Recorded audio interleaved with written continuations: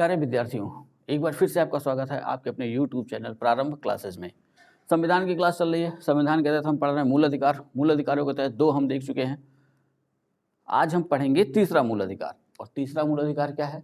तीसरा मूल अधिकार कहता है शोषण के विरुद्ध अधिकार, या तीसरा मूल अधिकार जो हमको दिया गया वो है शोषण के विरुद्ध अधिकार। और ये कहाँ से कहाँ तक? अनुच्छेद 23 से लेके 24 तक। ये ध्यान रखना है, शोषण के विरुद्ध अधिकार अनुच्छेद 23-24। ठीक है, तो इसमें से आज हम देखेंगे अनुच्छेद 23। ठीक, 23 कहता क्या है? 23 कहता है मानव के दुर्व्यापार और बलात्श्रम का प्रतिषेध। 2 शब्द इसमें जुड़े हुए हैं, मानव का दुर्व्यापार और बलात्श्रम, दोनों अपने में व्यापक हैं। ठीक है, दुर्व्यापार क्या है? मानव का दुर्व्यापार का मतलब कि मानव की खरीद फरोख्त। खरीद फरोख्त समझ में आ रहा है ना, खरीदना और बेचना। तो यह है मानव दुर्व्यापार। और दूसरा देखिए बलात्श्रम, वो कार्य जो किसी से जबरदस्ती कराया जाए, ना करना चाहता हो तब भी कराया जाए, या कार्य कराने के बाद उसको धन न दिया जाए, तो ऐसे जितनी भी चीजें होंगी वो बलात्श्रम के तहत आएंगी। इसी वीडियो में अनुच्छेद 23 में लास्ट में हम देखेंगे कि बलात्श्रम के तहत हम किसको किसको रख सकते हैं। ठीक है, अभी आते हैं अनुच्छेद पर। अब ये अनुच्छेद 23 हम देख रहे हैं ना, अनुच्छेद 23 2 भागों में बटा हुआ, 23 फर्स्ट और 23-2। तो 23 फर्स्ट देखते हैं। 23 फर्स्ट क्या कह रहा है? 23 फर्स्ट कहता है मानव के अवैध व्यापार, बेगार तथा इसी प्रकार के अन्य बलात्श्रम का प्रतिषेध किया जाता है, और इसका उल्लंघन अपराध होगा एवं उल्लंघन करने वाला विधि के अनुसार दंड का भागी होगा। सीधी सी बात है। अनुच्छेद का सारांश ये है कि मानव का दुर्व्यापार और बलात्श्रम ये अब समाप्त किया जाता है, प्रतिषेध किया जाता है। ठीक है, और अगर कोई ऐसा करता है तो वो दंडनीय होगा, और उसको विधि के अनुसार जैसा नियम बनाया गया है उस अनुसार उसको दंड दिया जाएगा। यहाँ ध्यान ये रख लेना है कि बेगार, एक बेगार शब्द आया है। बेगार किसको कहते हैं? बेगार, या हमने आम बोलचाल की भाषा में इसको बहुत सुना होगा। बेगारी 2 प्रकार की होती है।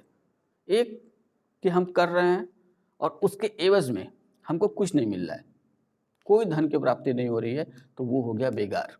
कि आज हमने काम किया, इसका कोई मतलब नहीं था, तो ऐसा बेगार। और एक होता है कि व्यक्ति जबरदस्ती किसी व्यक्ति को पकड़ता है, उससे काम कराता है और कहता है ठीक तुम काम करो, हम तुमको पैसा नहीं देंगे लेकिन तुमको हमारा काम करना ही करना है। यह है बेगार का दूसरा विकृत रूप, और इसी रूप को रोकने के लिए बना है अनुच्छेद 23। ठीक है, तो दुर्व्यापार ये भी शब्द है इसमें। दुर्व्यापार का मतलब सीधी सी बात है कि इंसानों का खरीदा और बेचा जाना। प्राचीन काल से ही अगर हम इतिहास के संदर्भ में अगर दृष्टिपात करें तो इतिहास में हम देखते हैं कि पुराने समय से ही इंसानों का खरीदा और बेचा जाना ऐसा होता आया है।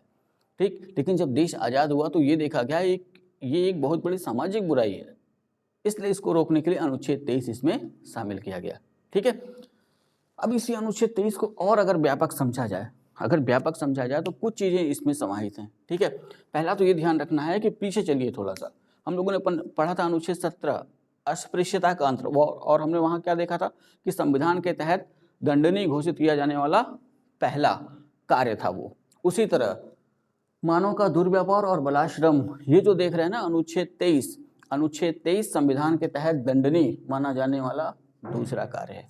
ठीक है, तो ये ध्यान में रखना है कि अनुच्छेद 23 संविधान के तहत दंडनीय माने जाने वाला दूसरा कार्य। ठीक, अभी ध्यान रखना है कि अब इससे संदर्भ में कि अनुच्छेद 23 से संबंधित अपराधों के संदर्भ में अब अपराध घोषित किया तो विधि कौन बनाएगा, तो इसकी व्यवस्था की गई मूल अधिकारों के संदर्भ में अनुच्छेद 35 में।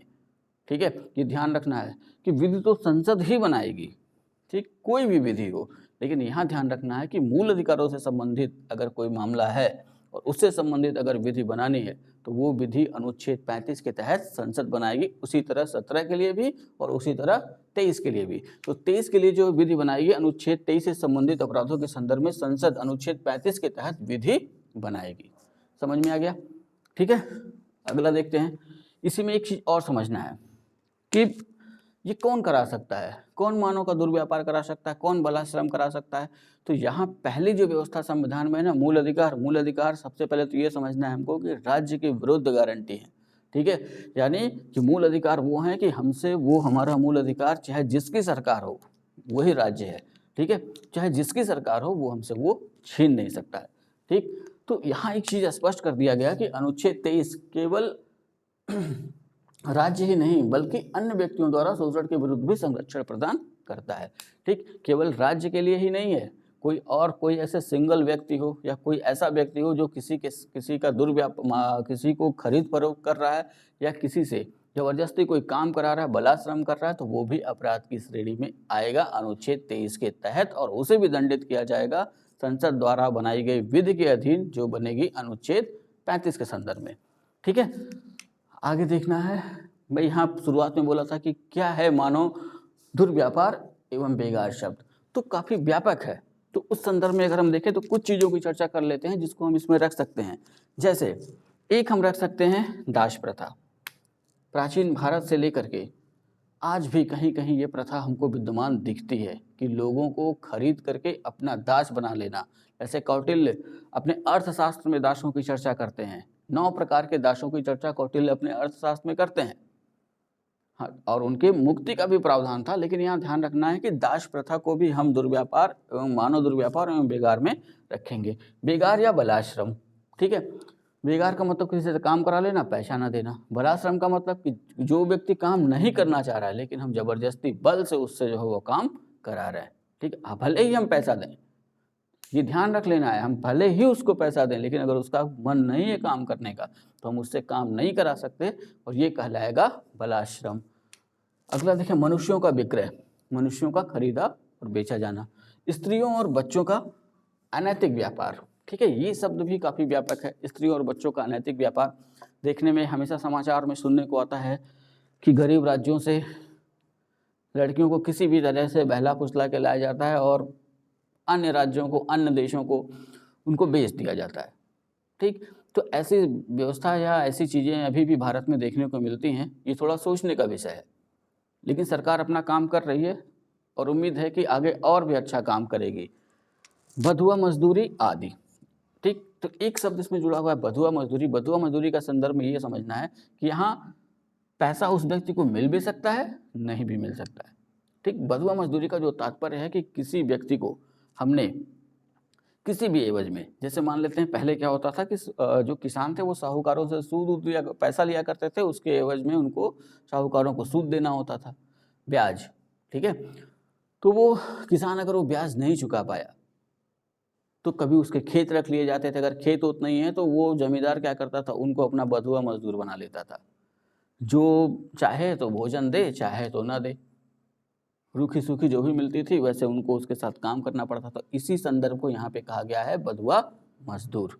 ठीक है, और इसी तरह और भी चीज़ें हैं जो इसमें शामिल है। अब एक चीज़ हम देखते हैं, अभी हमने यहाँ पे क्या देखा कि अनुच्छेद 23 से संबंधित अपराधों के संदर्भ में संसद अनुच्छेद 35 के तहत विधि बना सकती है। ठीक है, बनाएगी।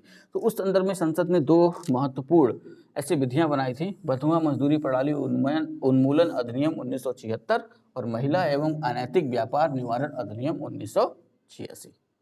ठीक है, समझ में आया। तो यहाँ पहले तो अनुच्छेद 23 की जो हेडिंग है ना वो याद रखिएगा, मानव के दुर्व्यापार और बलाश्रम का प्रतिषेध। तो हो सकता है पूरा ना दे, खाली इतना दे, दुर्व्यापार और बलाश्रम का प्रतिषेध किस अनुच्छेद के अंतर्गत, तो 23। ठीक है, अब 23 के दूसरे खंड पर आते हैं। 23 का दूसरा खंड माना जाता है कि 23 फर्स्ट का ही अपवाद है। एक तरफ तो 23 फर्स्ट हमसे क्या कह रहा है कि कोई भी हमसे राज्य के विरुद्ध भी ये गारंटी दे रहा है और ये भी कह रहा है कि कोई भी हमसे जबरदस्ती काम नहीं करा सकता है, मानव की खरीद फरोख्त नहीं हो सकती है। ठीक है, अब यहाँ ध्यान रखना है कि 23(2) को हम क्यों कहते हैं 23(1) का अपवाद, वो देख लीजिए। ये अनुच्छेद क्या कहता है, राज्य सार्वजनिक प्रयोजनों के लिए, पहले तो ये समझना होगा कि सार्वजनिक प्रयोजन क्या है। ठीक, एक अपने घर याद करिए, किसी की शादी हुई, किसी का जन्मदिन हुआ, जो आप पार्टी देते हैं ना तो वो भी प्रयोजन ही है, कार्य है प्रयोजन का मतलब यहाँ पे, लेकिन वो सार्वजनिक नहीं है, वो हमारा निजी है। ठीक है, लेकिन यहाँ सार्वजनिक कह रहा है कि ऐसा काम जो राज्य का हो। तो राज्य के संदर्भ में 2 एग्जाम्पल मैं दे रहा हूँ, अच्छे से समझ में आ जाएगा आपको। पहला चुनाव, दूसरा जनगणना। तो इस संदर्भ में 23(2) में ये स्पष्ट कर दिया गया कि कोई सरकारी कर्मचारी हो, ठीक, अगर कोई सरकारी कर्मचारी नहीं है तो ये उस पर भी लागू होगा। ठीक, अगर सरकार हमसे कहे कि हमारे कर्मचारी कम पड़ रहे हैं, आपको भी काम करना होगा, तो मैं मना नहीं कर सकता। ठीक है, ये नहीं कह सकता कि अनुच्छेद 23(1) के तहत ये जो है अपराध है, क्योंकि 23(2) के तहत इसको बनाया गया है संवैधानिक, राज्य सार्वजनिक प्रयोजनों के लिए, सार्वजनिक प्रयोजन का मतलब कि राज्य का कोई काम है, चुनाव है, मतगणना है, या कोई और ऐसा काम पड़ जा रहा है। जैसे अभी हाल ही में भी आपने देखा होगा, जो अयोध्या में रहेंगे इस चीज़ को अच्छे से महसूस किया होगा, या अभी 7 तारीख को जो गोरखपुर में रहेंगे वो अच्छे से महसूस किए होंगे कि जब प्रधानमंत्री का दौरा होता है या मुख्यमंत्री वहाँ पे आते हैं तो जितने भी कर्मचारी हैं उनकी आकस्मिक ड्यूटी लगाई जाती है कि हाँ, जब तक वो रहेंगे तब तक आपको रहना है, सारी व्यवस्थाएं देखनी है, वो चाहें या ना चाहें। तो 23(1) के तहत वो ये नहीं कह सकते कि ये बलाश्रम हो रहा है हमारे साथ, ठीक है। 23(2) के तहत वो हो गया सार्वजनिक प्रयोजन के लिए अनिवार्य सेवा अधिरोपित कर सकती है, ठीक। राज्य अगर चाहे तो सार्वजनिक प्रयोजनों के लिए अनिवार्य कर सकती है कि नहीं, आपको सेवा देनी ही देनी है, ठीक है। पर यहाँ पे थोड़ा सा ध्यान रखना है, ऐसा करने में केवल धर्म, मूलवंश, जाति या वर्ण या इनमें से किसी आधार पर कोई भी भेद नहीं किया जाएगा, ठीक। राज्य अधिरोपित तो करेगी ये सेवा, लेकिन अधिरोपित करने के साथ ये भी ध्यान रखना है कि राज्य ऐसा नहीं कर सकते कि किसी एक ही धर्म विशेष वाले को लगा दिया, किसी जाति विशेष वाले को लगा दिया, किसी वर्ण विशेष वाले को लगा दिया, बाकी सबको छोड़ दिया, ठीक है। समझ में आ रहा है मैं क्या कहना चाह रहा हूँ? मैं ये कहना चाह रहा हूँ कि राज्य यहाँ किसी के साथ भेदभाव नहीं करेगा, ठीक है।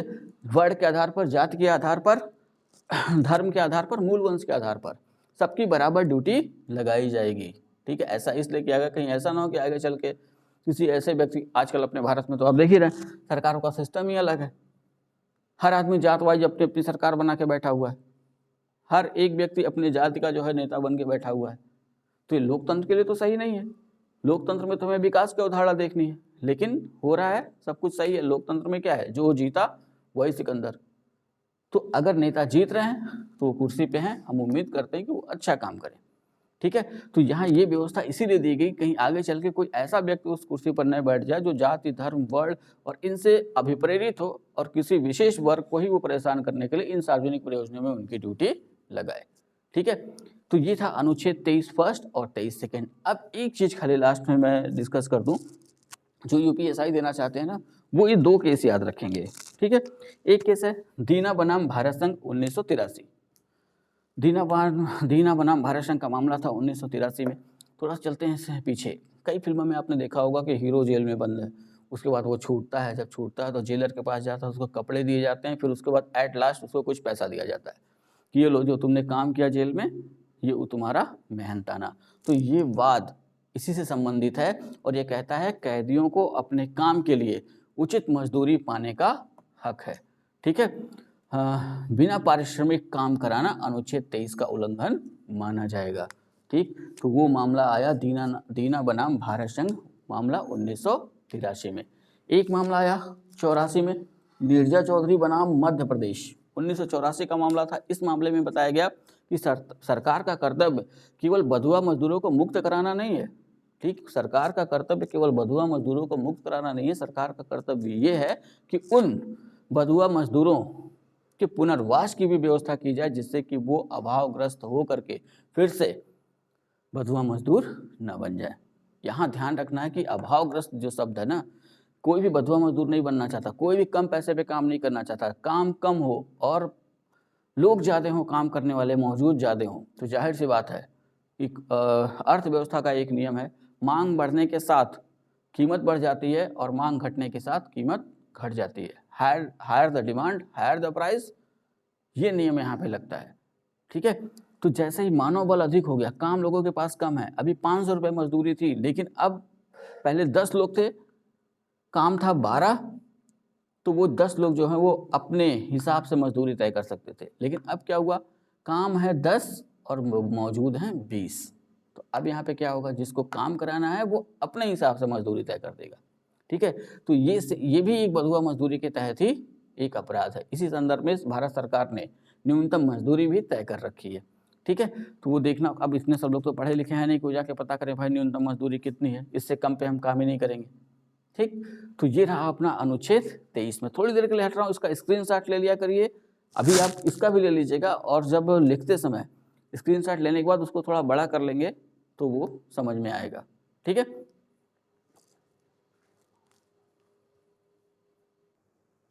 ठीक, तो ये हम लोगों ने देखा अनुच्छेद 23।